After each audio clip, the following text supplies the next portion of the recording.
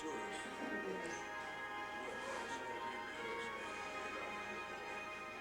What was that? Ship was carrying what, marmalade? It was coming from marmalade or carrying? They were freighters that would leave Scotland carrying coal. Coal. And when you left Scotland, every inch of the deck would be covered with coal.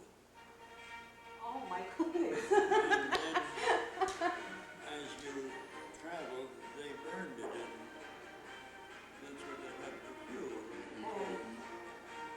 By the time you got to Italy, where you were going, the coal was all going upstairs, down below was solid coal. And when you reach Italy or Egypt, you would fill up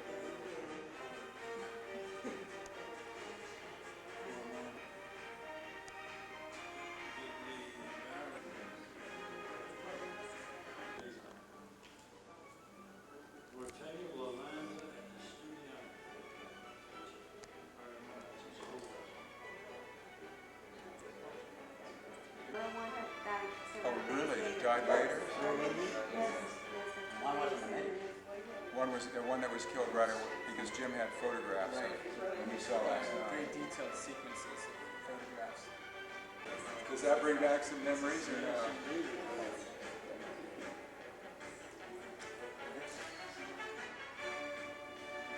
Sit down. So one of you sit over next to it. Where's Marita? While we're here, I want to tell you why I behave the way I do at these affairs.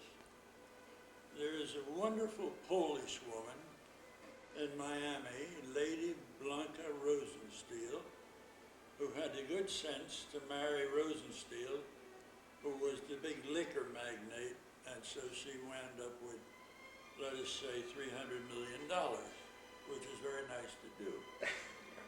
And she got somebody to give her the title, the Countess. I think it's as fake as a $3 bill. But she is Countess Blanka now. And she puts out a manual every year indicating what she has done for the welfare of the Polish people in this country and in Poland. And she is indeed a wonderful contributor. But this magazine is about the size of Life magazine, has, I know, 36 pages, and in every one of the 36 pages, Blanka is in the center, honest to God, and in 24 of them, her very handsome brother, these are about 48 with gray hair and very disturbed. He's in the other, he's also in there, staring right at her. So I have a phobia about staring right at her. She has cured me. You're half of that story. Is in the great Civil War pictures of the 1880 period, post-Civil War, when Colonel Custer, General Custer, is about to make an ass of himself in fighting the Indians at Custer's last stand.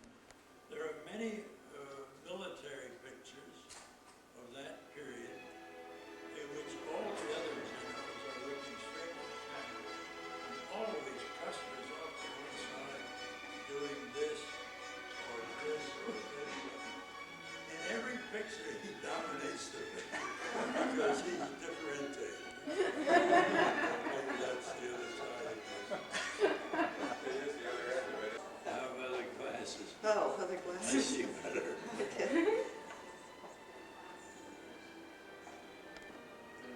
Pretty difficult names also. What day it is today?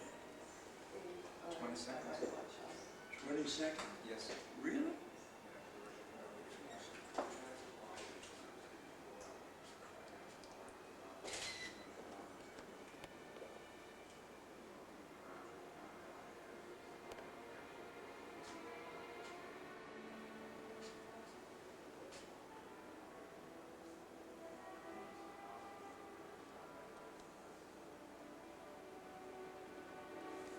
The same?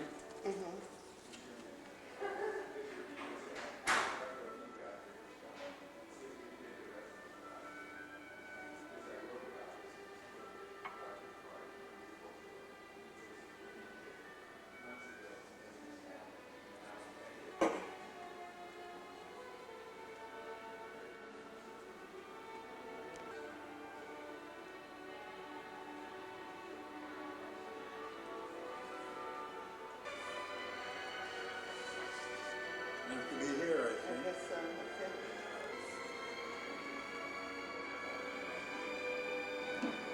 That's correct.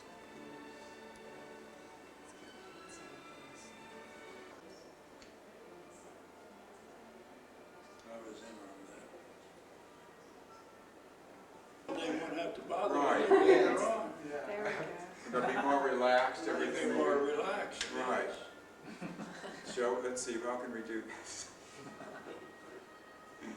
Robert, you're the guy who The arranges. stairs You are have to always organize nice. it. We need a different background. Yes, we would need a different background. Maybe over between those trees, that would be lovely. Yeah. Then it could be your craft. She knows what she's doing. Robert, should I quickly go and check? Yes, could you, Rafa? I See? will. Good, thank you. So what do I do? Move in, they're so far apart that, Yeah, that's, Can you give him a little kiss on the cheek? no, this is, Hold on just a second. okay? Gotta move it vertical.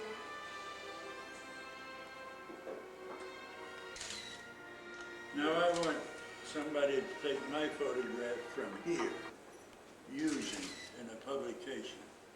A picture like this one with these two goons.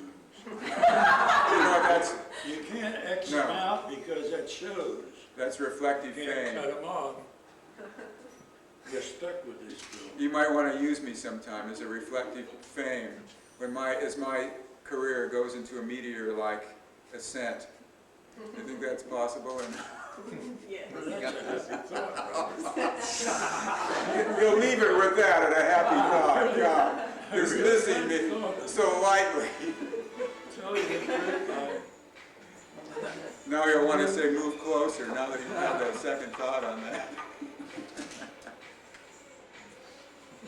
Pretty soon I'll go to your interviews like that guy with Steve Reeves and Yeah. I can handle it. Don't remind me of him. He was a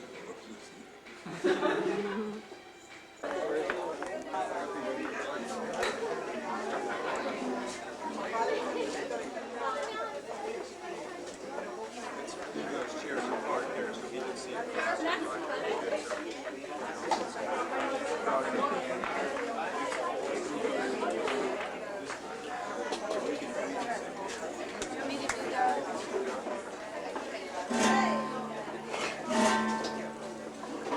Y en el mismo sitio y a la misma hora y a la misma hora dicen que la vieron con otra y persona. Described his career. He describes it in this book. He writes, I am enormously proud of that long shelf of books that bear my name. I have written a series of books which, without bizarre excesses, wild sex, or savage violence, have captured the minds and loyalties of many readers. I have labored to describe the world with understanding and affection and share it with others. Mr. Michener has been called, he notes with pleasure, educator to the world, and he is here with me now. Good to have you here again. It is good to be here. You start this very interestingly by saying that you really write two different books. This will be a strange kind of autobiography because I shall offer the first 7 chapters as if I had never written a book. The last 7 as if that were all I had done. Yes. 2 different lives you've lived? Yes, I really did. You know, Charles, I never wrote anything till I was 40, which is perilously late. There's a saying in our business, if you don't do it before 35, you never will. And I went five years past that. So my life really was in two halves, before and after. But as you write, for instance, about when you were in the service and traveling around the South Pacific, writing reports for the military, you were writing very long reports, you said, and you must have had it in the back of your mind, this is what I want to do. No, I did that before. That was prior to it, but that got me thinking in that direction. And fortunately, I had the power then and the steam and a very good education, so I was able to make the big switch from doing nothing to spending all my time writing. What's it take to be a writer? I think you have to have a passion for communication, for sharing experience. See, if I go out with some people tonight and they say, what was it like at ABC? I will say, well, now, Charles was there, and I remember this, and in the green room there were these three interesting people. I just love to tell people about things. And it doesn't have to be the most world-shaking thing. I can get very excited about a gaggle of geese coming down the road, or a boy trying to hook a fish. But one of the hardest things always to explain to people is what you do. I mean, you know, I do it. People always ask me, you know, how do you get into television and what do you do? When people ask you that, what do you say? With me, the answer is redoing. I wouldn't even write you an important letter and mail it without redoing it 2 or 3 times. Really? That is, if I were just going to say I'll be there Thursday, but if I was going to say, then we want this, and I want you to be sure of this and this, I couldn't do that the first time around. It takes me 2 or 3 shots to do it. Let me interrupt the conversation with you for just a moment, because we have a live picture from Damascus, Oh, you do? Syria, right here. The first pictures that we have of Joseph Sicipio. He is in the center there on the couch. We're panning by him. These are other people. There's amazing the number of dignitaries you feel it necessary to be around when a hostage is released. But Joseph Sicipio is now out there in the middle, and that's from Damascus, Syria this morning. You know, he comes from a little town right near where I live. Norristown, Pennsylvania. Norristown, Pennsylvania. His family said he looks a little thin, but well, and he's on his way now to Wiesbaden, West Germany. Well, he will recuperate for a few days and then come back to the States. I'm sorry to interrupt you there, but that's a good part of the world. interruption. Yes, that's a worthy thing to interrupt. See a neighbor coming home. One of the things you say at the end of this that I've never paid much attention to my critics, but you do answer them a little bit at the back of this. You've had a better relationship with readers than you have with critics over the years, haven't you? We never have any trouble when we publish a paperback of getting 20 or 30 very favorable criticisms. Of course, we don't print the bad ones. Would you say academic critics dismiss me completely?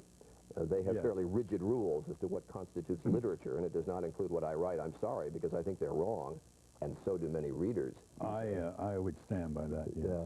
But it's very simple the way you describe. Now, toward the end of a long and lively run, how do I see myself as a man and a writer? I see myself as a standard American with a usable IQ and a strong education drilled into me by dedicated professors. You make it sound like anybody can do this. I've always had that feeling. Of course, anybody can write one book. The story of his life and his marriage and the children who went wrong and the children who succeeded and so on. We can all do that. That I'm convinced of. To do the second and third and fourth does require more talent than I used to think, and maybe a more specialized talent. I said at the beginning that you write in this book that I'm enormously proud of that long shelf of books. I am indeed. Do you have that shelf somewhere in the house? No, You don't? I have it at Swarthmore College. But you don't have it sitting behind you in the library where you work somewhere, just your own book sitting there. No, that you if you came to see me in Florida and wanted one of my books, I don't think I would have one. No, look, you got 35, and each one of them is in 15 or 20 languages. I can't multiply that right offhand. That's an awful lot of books. That's I would think it goes 520. That's 525 books right there. Well, you're better at that than I am. Yeah, That's that would be 525 books. Yeah. Well, they should be all behind there because you deservedly are proud of them. This new memoir, The World is My Home, it's a pleasure to have you here. Sometimes, there's never really a time when you don't have a new book out when you can come back because you're so prolific, but come back and we'll just talk next time. I'd like to, sir. Absolutely. Very much. You're welcome here anytime. Thank you. It is 16 minutes after the hour. Star Trek's Real McCoy, DeForest Kelley with us when we continue. One way or another, and some of us don't even want to make the change. We want to stand. Poland and the Chesapeake. James Michener has been giving us the world in a book for nearly half a century now. Though it's a laughable idea now, Michener swears there was a time when he feared he'd be a one-book man, the writer of only a sheaf of stories he'd brought home from World War II. Those tales of the South Pacific won a Pulitzer Prize, conquered Broadway, and sent him off on the road to success. The Michener shelf now runs to more than 30 titles, big, rugged books that are read by millions the world over. The publication of James Michener's autobiography, called The World is My Home, is cause enough for celebration, but enhanced this morning by the fact that our guest just celebrated his 85th birthday this week. James Michener, happy birthday. Thank you. Glad to be here. My God, aren't we glad you're here. You, as I was doing the introduction, I did not call you an author because you made me sensitive to the fact in your book. You don't like that title much, do you? I do not. Why? No. Authors are those fellows who had plaster casts in high school when I was there, and they all had three names, James Russell Lowell and Ralph Waldo Emerson and all the rest. And I think that word should be reserved for the serious writer who's trying to do something that the rest of us aren't doing. I'm a writer. What's better for you, a storyteller? I'm a writer. You're a writer. I'm a maker of books. I wished you a happy birthday, and yet in your book, you write that no one seems to know when, where, or to whom you were born. I mean, we choose February 3rd, but you're not real sure. No, I'm not. I have listened to quite a few guesses as to who I am, but when I had to have a passport to become a naval officer and need to have a birth certificate, we put detectives on the case, and they came up with the fact that I had been in Doylestown, Pennsylvania from the age of 2. They could prove that because Sunday school and elsewhere. And they devised a birth certificate for me, which had me born some 5 years after my father had died. So it's sort of a miracle in itself, isn't it? Yeah. So, I don't know. I've always said I could be anybody. I could be Jewish, I could be part colored, I could be an Indian, I could be anything. This is a remarkable autobiography, and one that you admit in the book, in fact, is a very strange one. Yes. But one that doesn't divulge an awful lot of your private life. Why not? I'm a pretty private person. I have never played on my personality in either my writing or my work with the public. I've always been off to myself pretty much, Brian. I've never been a big American writer in the New York scene, but I've been over there doing my thing quietly. Then why do an autobiography? Why'd you feel compelled? Because I have, in the rest of my life, participated in a great deal of American life. For about 25 years, I was on one major Washington commission after another, helping run the government, helping run the foreign policy, helping run our affairs with foreign nations. I've run for office, I've helped in politics, I've done a lot of work in the art world. I've tried to be a pretty well-rounded citizen. You have been that. Just tell me, how have you managed to pick which countries, which states to focus on over the years? Painfully. Oh, come on. Well, it's going to take 3 years when I start a job. It's going to take me at least 3 years working every day of the week. Just to research it. Just to research it and write it. So I better not come up with a floozy, or I'm going to be down the drain, you know. I understand you've got another one in the works. You're planning one for Turkey? I would love to do one. My wife wants me to do it. I would love to do it. That one we've missed. 2 quick questions. You published your first book when you were about 40 years old. 40 years You ever old. bemoan the fact you started so late? Constantly I do. Because when you start young, you have that wonderful body of short stories. And as you grow older, things happen to them. Yeah. I don't have that body. I do have a wonderful body of books after I did get started. And when I did get started, I had a good head of steam. Boy, didn't you ever. So you win some and you lose some, Brian. The world is my home. Stay here. We got a little surprise we want to do when we come back. We're going to take a commercial break. Seriously, it's not going to hurt, promise. Well, I can hardly wait. This is Today on NBC.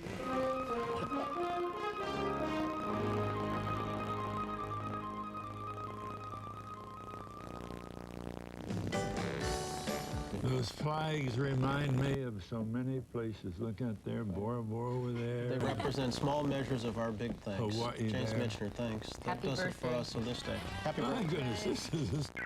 The ex-cop turned X-rated Dan.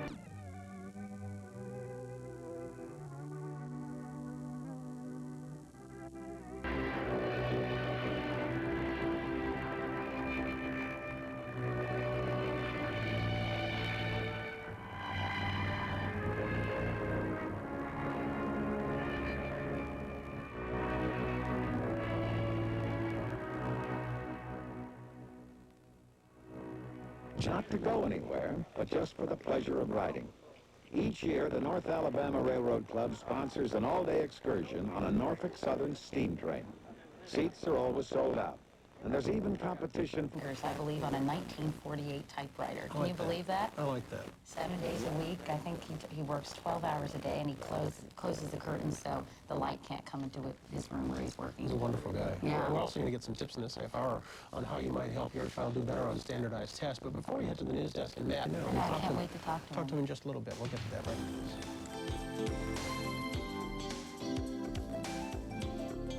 A mature look at breakfast. He knows a lot. His new novel, Recessional, is about life among the elderly residents of a Florida retirement home. This morning, James Michener is at his home in Austin, Texas. Mr. Michener, good morning. Good morning, Katie. So nice to see you again. Tell me, how are you feeling? I'm feeling great. I'll be 88 next month, and I have everything on track. I know that you lost your wife of nearly 40 years, Mr. Michener, in September, and that must have been terribly difficult. How are you coping with the loss? One never copes, really. What he does is grit his teeth and go ahead, and I'm doing that. I have a lot of friends in Texas. They look out after me, and it's quite curious that I should have spent 4 years writing a book about older people in retirement areas and then find myself right in the middle of it, in the middle of my own book. In fact, It's sardonic. I was going to ask you, Mr. Michener, how much of your real life experiences have entered into your newest novel called Recessional? Well, we're required by law to be very careful about not using real people. And, but you do use people you've seen, people that you've loved, people that you like, people with whom you've had a tiff now and then. That is the nature of writing, but we can't be too close to the original, so that all books are a reflection of their authors, and that's what makes them interesting. In fact, much of this book, I guess, or the seeds of this book were planted when you spent some time at a retirement community in St. Petersburg, Florida. Is that right? Yes. I used Tampa instead of St. Petersburg because Tampa's short, easy to type, and you just bang it out. St. Petersburg's more of a problem. Since you brought that up, I have to ask you, is it true you do type your novels with 2 fingers even today on a 1948 typewriter, Mr. Michener? That is entirely correct. I may be visible over my right shoulder. It's a wonderful machine, one of the great inventions of mankind, really. Aren't you tempted to use a word processor? Look, I'm not stupid. As soon as I get my version done, I give it to my very skilled secretary. She puts it on a word processor, and then we're in business. Then we do all the editing, on the word processor. I couldn't live without it. Mr. Michener, you know, in addition to being very rich in character and plot, Recessional deals with a lot of very troubling moral issues that we confront every day in terms of living and dying. What did you want to tell your readers about those very troubling issues? This is a book which deals with the great issues of living and dying, of making a graceful exit, of enjoying life to the last possible moment. These are real characters. They're your Uncle Joe and Aunt Bessie. You will recognize them immediately. And I'm awfully glad I wrote the book because it does deal with those great subjects that none of us escape. Death does come, and it comes in a variety of forms, and people react to it in a variety of ways. And this book should have been written, and it ought to be read by a lot of people who face these problems, because if they don't, the problem is going to overtake them, engulf them, drown them. Don't let that happen. And in fact, every one of us will face the problem at one time or another. James Michener, the new novel is called Recessional. Unfortunately, we're out of time. It's such a joy to have you with us. And I want to say happy birthday a little bit early. On February 3rd, you turn 88 years old. Is that right? Thank you, Katie. Yes, that is correct. Well, happy birthday, and it's great to see you. And I hope to talk to you again because I know you have another book in the works. You're truly amazing. I always have something in the works. I think maybe that's the secret of being young. I think it must be in your case. James Michener, thank you again. In a moment, teaching your kids how to take a test. But first... You still love him? I love you. Tonight, James Michener's epic saga of love and war continues. We are not going to run. They were bad and terrible.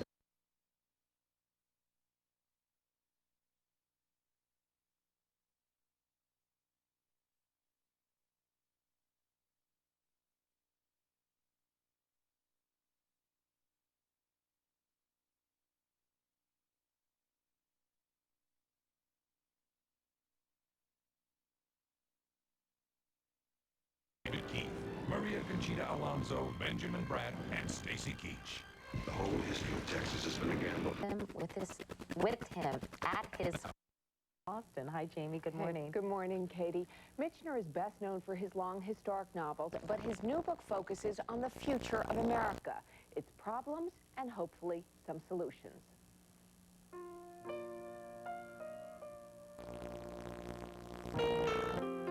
James Michener's prolific career has spanned 50 years. He won the Pulitzer Prize for his very first novel, Tales of the South Pacific, and since then has made an extraordinary success of writing those thick books with the simple titles. Michener has given away millions to charity and education, but hopes his new book will be a wake-up call to the country he says gave him remarkable opportunities. You're very troubled about what's going on right now. This is a book with a lot of criticism in it. Yes. We're on a great divide. If we do things right, we have a marvelous future. If we persist in doing things wrong, we are going to have very serious trouble. You see this as a turning point? Yes. What is your biggest concern? The race problem grows worse every day. And we don't seem to have any easy solution to it. Another one that gives me trouble is that the rich get richer and the poor get poorer. You really take the rich to task in this book. Oh, I think the indifference of the people with great fortunes is a shocking development in a democracy. Are you optimistic that we're going to go in the right direction or the wrong direction from here? I'm not very optimistic right now. When you write a book and you have to give it a title, is that a hard process for you, or does it just come? Don't ask. I don't usually title my books. You don't? No. I'm not good at it.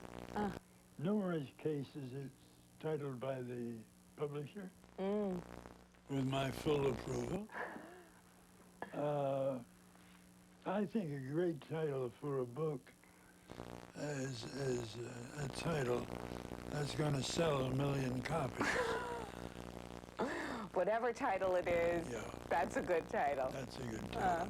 You are about to turn 90, and you still write every single day, yes? Yes.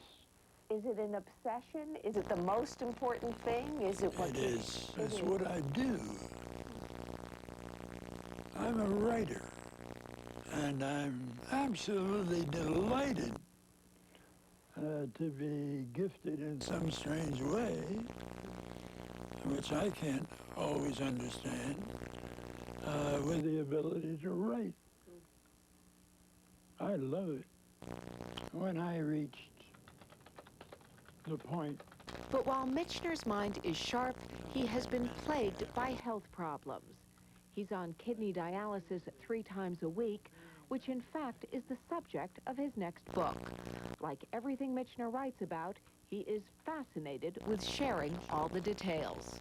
How's your health? Under the circumstances, pretty good.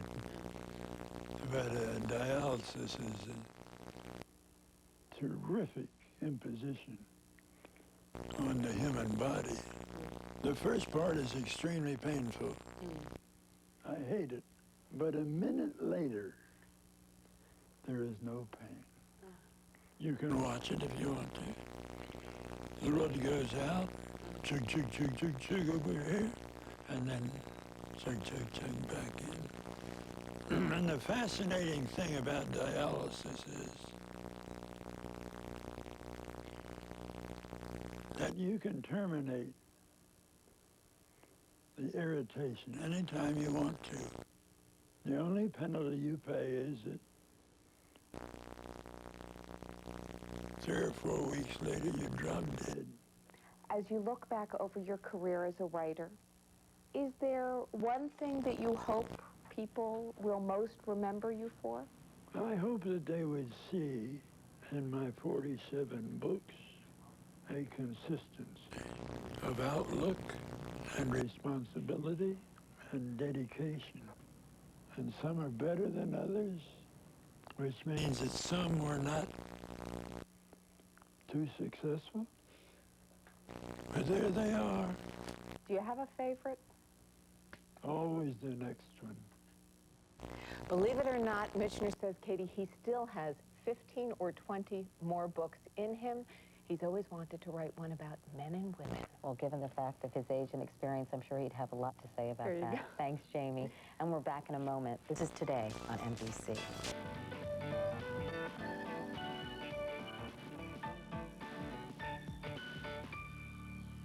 Like his writing. I was Born of unknown parents. I lived in a poor house a good deal when I was young, and I really saw what things were all about. I was more or less adopted, not legally, by a wonderful woman. I lived in great poverty. I really never had anything, I mean nothing, that I can recall. And I think it speaks in my books that I am not concerned with trivialities. I'm concerned with rather bigger things.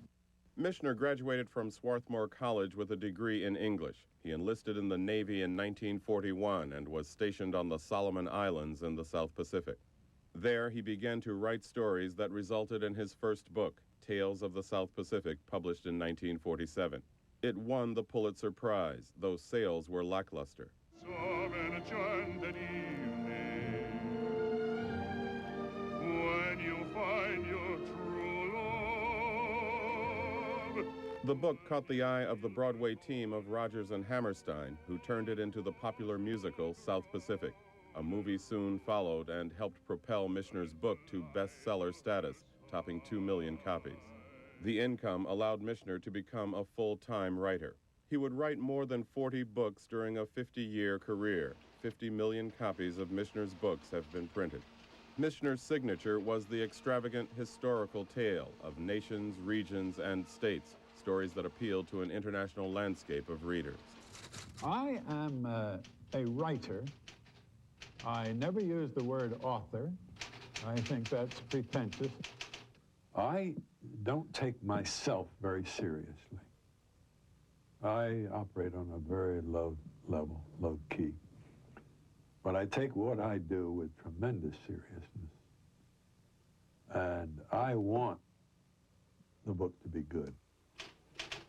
I never want to write unless I hope that I can hit somebody right over the heart with it. I want to talk about important subjects. I want to talk about it on an important level, and I want people to think about it, and I want them to applaud that when I'm done that I've shown them something they hadn't seen before. Michener did much of his own research. He'd often spend months, even years, in the places he wanted to write about to absorb the culture and language. He spent 2 years in the West Indies to write Caribbean. I've read a lot of your books. I take them along. No, but Expedition gives me something yeah, but to read. you're missing the point. My books have a bit of longevity to them because I spend hours with people like you. While millions enjoyed his stories, some reviewers criticized his writing. Michener spoke about his critics to a small group of young writers. You ignore it. Absolutely ignore it. I have had more tremendous successes than most writers, and I've had some very hard knocks. So am I going to get steamed up if one of you this afternoon says, well, my uncle thinks you're not a very good writer? Well, join the crowd. There are thousands of people think I'm not a very good writer. That doesn't bother me. Michener suffered from congestive heart disease and kidney problems. Friends said he continued to write nonetheless. James A. Michener stopped dialysis treatments 2 weeks ago and died last evening. And to Elizabeth Farnsworth in San Francisco. For more, we turn now to John King's, James Michener's literary assistant for most of the past 25 years. Mr. King's, my sorrow to you. I'm sure this is a hard time for you. Tell us how James Michener came to this mix of history and novels, history and fiction that was so much a part of all of his work, almost all his work. He had worked on several novels, much shorter ones, which culminated in The Bridges at Tokaree, which he considered to be a pretty good example of a short novel. But it didn't stretch his mind and his imagination and his creative genius enough. And he embarked on the book Hawaii with the idea that this book would encompass a historical story told through the eyes of fictional characters. He went to Hawaii and worked there for 2 or 3 years, and Hawaii became the first of the big books, and the big history and fiction books that he did.